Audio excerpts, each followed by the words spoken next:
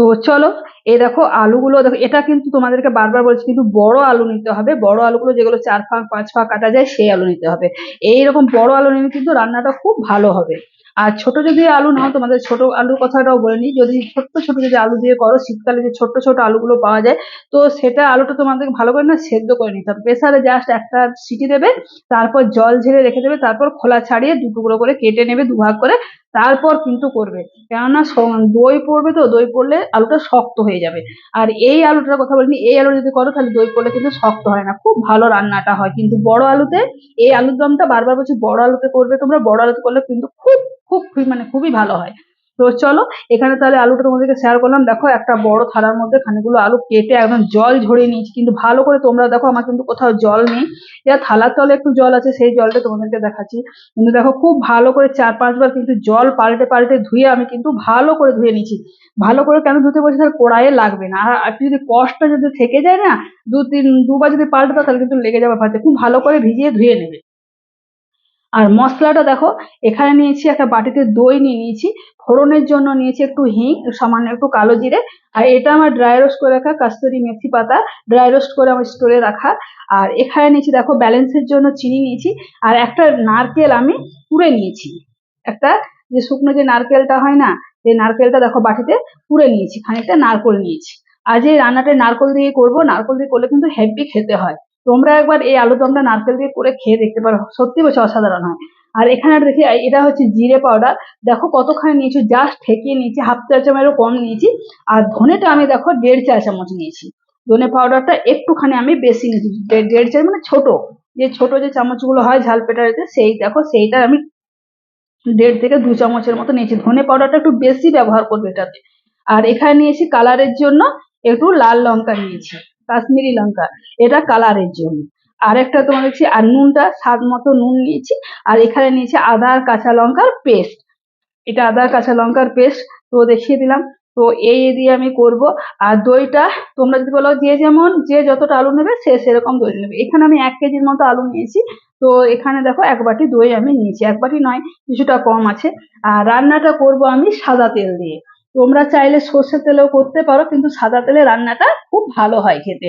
তো চলো, এরপর আমি এখানে ফোড়ন দিয়ে দিচ্ছি কালো জিরেটা। তেল আমার অলরেডি চলে এসেছে।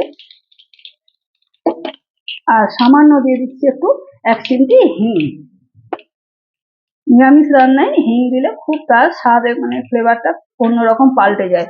তো দেখো সুন্দরভাবে আমার ফোড়ন থেকে গন্ধ, একটা মিষ্টি হিং আর কালো জিরে গন্ধ বেরিয়ে চলে এসছে, খুব সুন্দর। তো চলো, খুব সুন্দরভাবে এবার আলুটা খুব ভালো করে লাল লাল করে ভাজবো। তো দেখো ফোড়ন থেকে আমার মিষ্টি গন্ধ বেরিয়ে গেছে। তো চলো আলুটা নিয়ে নিই, আলুটা দিয়ে খুব ভালো করে ভেজে নেবো। আলুটা তোমরা যত ভালো করে ভাজবে তত কিন্তু রান্নাটা ভালো হবে। তোমাদেরকে বারবার বলছি, আলু কিন্তু তোমরা বেশ কড়া করে লাল লাল করে ভেজে তুলে নেবে। তো চলো, আমি একটু সময় ধরে আলুটা ভালো করে ভেজে নিচ্ছি। তো খুব ভালো করে দেখো আলু আমি ঢাকা দিয়ে দিয়ে খুব ভালো করে দিকে ভেজে নিচ্ছি। তবে আবার ঢাকাটা দিয়ে দেবো, একটু লাল লাল করে আলুটা ভাজবো। আর এদিকে একটা দেখো বাটি নিয়ে নিচ্ছি, এই বাটির মধ্যে এবার মশলাটা আমি তৈরি করব। তো দেখো দইটা প্রথমে দিয়ে দিলাম, দইটা না সামান্য এখান থেকে 1 চিমটি নুন নিয়ে পরে, সামান্য 1 চিমটি নুন দিয়ে পরে দইটা ভালো করে ফেটিয়ে নেবো। তোমরা চাইলে একটা ছোট্ট টিপস, নুন দিয়ে তোমরা যদি না কেউ নুন দিতে ভুলে যাও, তো সেই সময় একটু আর মানে এই চামচটা 1 চিমটি আটা দিয়ে নিতে পারো। দইটা খুব ভালো করে স্মুথ করে ফেটে নিতে হবে। এরকম চামচ, এই যে দানা দানা ভাবটা দেখছো, দানা দানা ভাবটা যেন না থাকে। তো চলো আমি একটু খানিকক্ষণ ভালো করে পেস্ট করে নিচ্ছি। তো দেখো খুব সুন্দর ভাবে, একটাও কিন্তু আমি দানা দানা রাখিনি। তো এরপর মশলাগুলো এর মধ্যে একটা করে মশলা অ্যাড করে দেবো। দেখো প্রথমে দিয়ে দিচ্ছি আমি নুনটা, নুনটা তোমরা পরে কিন্তু চেক করে নেবে। তারপরে দিয়ে দিচ্ছি চিনিটা। এই রান্নাটা কিন্তু, এই আলুর দমটা না একটু মিষ্টি মিষ্টি খেতে কিন্তু খুব ভালো হয়, যদি কেউ না খাও তখন স্কিপ করে যাবে। তারপরে দিয়ে দিচ্ছি ধনের গুঁড়োটা বারবার বলছি একটু বেশি দেওয়ার চেষ্টা করবে, আর জিরের গুঁড়োটা একদম কম দেবে। দেখো জিরে আমি একটুখানি দিয়েছি। তারপরে দিচ্ছি কালারের জন্য, এখানে কিন্তু আমি হলুদ একদমই ব্যবহার করিনি, তোমরা দেখো এখানে দিয়ে দিচ্ছি কালারের লঙ্কাটা, এটা কাশ্মীরি লঙ্কা। আর তারপর দিচ্ছি আদা আর কাঁচা লঙ্কার পেস্টটা। তো এটা দিয়ে আমি খুব ভালো করে কিন্তু আরেকবার ভালো করে নাড়িয়ে চাড়িয়ে নেবো, খুব ভালো করে আর একটা পেস্ট বানিয়ে নেবো। তোমরা কিন্তু খুব ভালো করে তোমরা দেখে নাও কি কি মশলা দিলাম, তোমরা তো দেখলে। কিন্তু ধনে পাউডারটা একটু বেশি দেবে, আর জিরেটা যদি কেউ স্কিপ করে যাও তো স্কিপ করে যাবে, জিরেটা না দিলেও কোনো ক্ষতি নেই, কিন্তু ধনে দিয়ে এটা রান্নাটা হবে। তো ধনে যতটা পারবে একটু বেশি দেওয়ারই চেষ্টা করবে। যে যেমন আলুটা, আমি কিন্তু 2 চামচ দিয়েছি 1 কেজি আলুর জন্য। কেউ যদি একটু বেশি দাও, যদি একটু বেশি বানাতে চাও তখন একটু ধনের পরিমাণটা বাড়িয়ে দেবে। আর ঝালটাও যে যেমন ঝাল খাবে, আলুর দমটা একটু ঝাল ঝাল খেতে খুব ভালো হয়। তো ঝালের পরিমাণটা তোমরা, আমি কিন্তু অলরেডি 4টে কাঁচা লঙ্কা দিয়ে দিয়েছি, আর আমার কাঁচা লঙ্কাটা খুব ঝাল।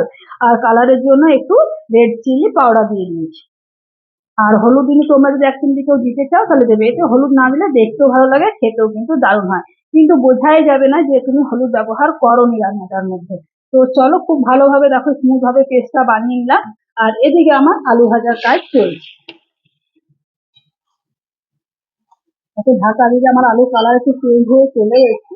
তো দেখো তলাতে কিন্তু একদমই লেগে যায়নি। আলুটা যদি খুব ভালো করে ধুয়ে নাও না, তলাতে কিন্তু লাগবে না। তো চলো ঢাকা দিয়ে দিয়ে আরো খানিকক্ষণ আমি ভাজবো। তো খানিকক্ষণ সময় ধরে দেখো আলুটা ভেজে নিয়েছি, আলুর কালার পুরো দেখো চেঞ্জ হয়ে চলে এসছে। দেখো খুব সুন্দরভাবে কিন্তু ভেজে নিলাম আলুটা। এরপর এর মধ্যে দিয়ে দেবো নারকোলটা। নারকোলটা দিয়ে যদি আগে ভাজতাম তাহলে কিন্তু পুড়ে যেত নারকোলটা, তরকারিটা ভালো হতো না। আলুটা তোমরা দেখো, এ দেখো কি সুন্দর, দেখো একদম মানে পুরো 50% ওপরে ভাজা হয়ে গেছে। তো দেখো পোড়া নারকোলটা এরপর এবার দিয়ে দিচ্ছি। পোড়া নারকোলটা দিয়ে কিন্তু একদম বারবার যদি বেশিক্ষণ ভাজবে না, কোনা মানে এই নারকোলটা দিয়ে খুব জোর 1 থেকে 2 মিনিটের মতো একটু নাড়াচাড়া করে আমরা তুলে নেব। 2 মিনিটের মতো ভাজবো, কেননা নারকোলটা যদি পুড়ে যায় তাহলে রান্নাটা একদমই ড্যামেজ হয়ে যাবে, একদম তার স্বাদটা ভালো হবে না, নারকোলের পোড়া পোড়া একটা গন্ধ ছাড়বে। তো দেখো চলো আমি ভালো করে দেখো একটু নাড়িয়ে চাড়িয়ে নিলাম, জাস্ট আর একটুখানি ভেজে আমি তুলে নেবো। ওই 2 মিনিটের মতো তোমরাও ভাজবে আমার মতো। চলো এখন আমি একটু গ্যাসের ফ্লেমটা অফ করে দিচ্ছি, তোমরা দেখো। তো চলো নারকোলটা দিয়ে দিয়েছি, চলো একটা থালার মধ্যে এটা তুলে নিচ্ছি। আর মশলাটা তোমাদেরকে দেখিয়ে দিই, দেখো মশলাটা ভিজিয়ে রেখেছিলাম বলে কতটা ফুলে উঠেছে মশলাটা। আর সাইডে একটু গরম জল বসিয়ে দিয়েছি, মশলাতে আর একটুখানি আমি জল দিয়ে দিচ্ছি। আর আরেকটা কথা বারবার তোমাদেরকে বলেছি, রান্নাতে কিন্তু তোমরা একদম গরম জল কিন্তু ব্যবহার করবে, ঠান্ডা জল ব্যবহার করবে না, ঠান্ডা জলে একদম স্বাদ আসবে না। সামান্য একটু তোমরা গরম জল ব্যবহার। তো দেখো মশলাটা আমি কিন্তু একটু পাতলা করে নিলাম। তো চলো এরপর আমি আলুটা অন্য থালাতে তুলে নিচ্ছি। তো দেখো নারকেল দিয়ে আলুগুলো ভেজে তুলে নিয়েছি, কি সুন্দর দেখতে লাগছে। আর কালো জিরেটা একটু বেশি করে দিয়েছি, কালো জিরে দিলে দেখবে আলুর দম খেতে খুব ভালো লাগে। তো আর কড়াই আমি তেল দিচ্ছি না, ওই তেলের মধ্যে রান্নাটা করব। যে পেস্টটা, মশলা যে পেস্টটা রেখেছিলাম, করে রেখেছিলাম, সেই পেস্টটা এর মধ্যে ঢেলে দিই। আর একটু এর মধ্যে দিয়ে দেবো জল, বাটি ধোয়া জলটা দিয়ে খুব সুন্দরভাবে এবার মশলাটা ভালো করে কষে নেবো। দেখো আমি যে হলুদ দিইনি, তোমরা দেখো দেখে বুঝতে পারছো হলুদ দেবার একদমই দরকার নেই। হলুদ দিলে কি বলতো রান্নাটা আরো মানে কেমন একটা কালারটা চলে আসে, দেখতে ভালো লাগে না। কিন্তু তোমরা বারো বছর হলুদ জানো, যে অনেকে বলে যে হলুদ না দেওয়া খেতে নেই। তো তখন 1 চিমটি জাস্ট তোমরা ঠেকিয়ে দেবে। তরকারিটার মধ্যে মনে হচ্ছে যে হলুদ আমি ব্যবহার করিনি, এটা কিন্তু রেস্টুরেন্টের মতো দেখতে লাগবে আলুর দমটা। তো চলো খুব ভালো করে কিন্তু ঢাকা দিয়ে দিয়ে মশলাটা যতক্ষণ না আমার সুন্দরভাবে তেলটা রিলিজ করছে, ততক্ষণ না কিন্তু আমি মশলাটা নাড়িয়ে চাড়িয়ে কষে নেবো। তলায় যাতে লেগে না যায়, তো একটু করে ঢাকা খুলবো, একটু করে নাড়িয়ে চাড়িয়ে কষে নেবো। তো খুব ভালো করে নাড়িয়ে চাড়িয়ে দেখো ঢাকা দিয়ে দিয়ে কষে নিচ্ছি, আর সুন্দরভাবে তেল, খুব অল্প তেলেই তো রান্নাটা করছি, তাও দেখো যতটুকু তেল দিয়েছি ততটুকু তেলই আমার ভেসে উঠেছে। তো চলো খুব ভালো করে মশলাটা দিয়ে নাড়িয়ে ছাড়িয়ে কষে নিলাম, সব কাঁচা গন্ধ আমার বেরিয়ে গেছে মশলা থেকে। এরপর আমি দিয়ে দিচ্ছি ভাজা আলুটা। তোমরা যদি আলুটা কেউ ভেজে না তুলতে চাও তো একসাথে যদি মশলা দিয়ে কষে নাও তাহলেও হবে, কিন্তু একটু তুলে ভালো করে মশলাটা নাড়িয়ে চাড়িয়ে কষে নিলে পরে খুব ভালো হয় খেতে। আর এদিকে আমার জল ফুটতে শুরু করছে, অফ করে দিচ্ছি। তো চলো মশলাটা দিয়ে খুব ভালো করে কিন্তু এবার নাড়িয়ে চাড়িয়ে কষে নেবো, যাতে মশলার পুরো পুরো ফ্লেভার আলুর মধ্যে ঢুকে যায়।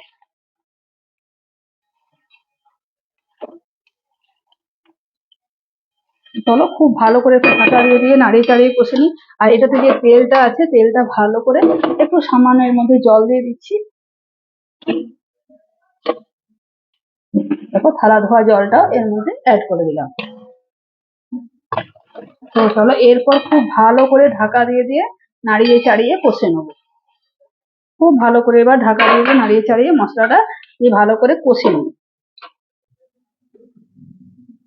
তো ঢাকা দিয়ে দিয়ে দেখো খুব ভালো করে নাড়িয়ে চাড়িয়ে কষে নিয়েছি। সুন্দরভাবে আমার তেল রিলিজ করতে শুরু করে দিয়েছে। তো চলো এরপর এর মধ্যে আমি গরম জলটা এর মধ্যে ঢেলে দেবো। আর আলুটাও তোমরা দেখো আলু আমার পুরো সেদ্ধ হয়ে গেছে, এত সুন্দর ভাবে কষা হলো যে আলু দেখো পুরো একদম সেদ্ধ হয়ে গেছে। তো চলো গরম জলটা এর মধ্যে আমি ঢেলে দিচ্ছি।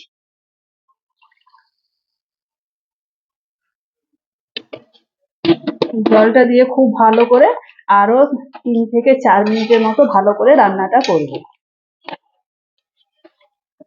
দেখো আমি যে হলুদ ব্যবহার করিনি, তোমরা দেখো হলুদের কালার কিন্তু চলে এসেছে। তাই বললাম এই হলুদ দিলে তরকারিটা মানে আরো খুব উগ্র দেখতে হয়ে যাবে, দেখতে ভালো লাগবে না। আর এটা দেবে যখন হবে তখন রেস্টুরেন্টের মতো দেখতে লাগবে।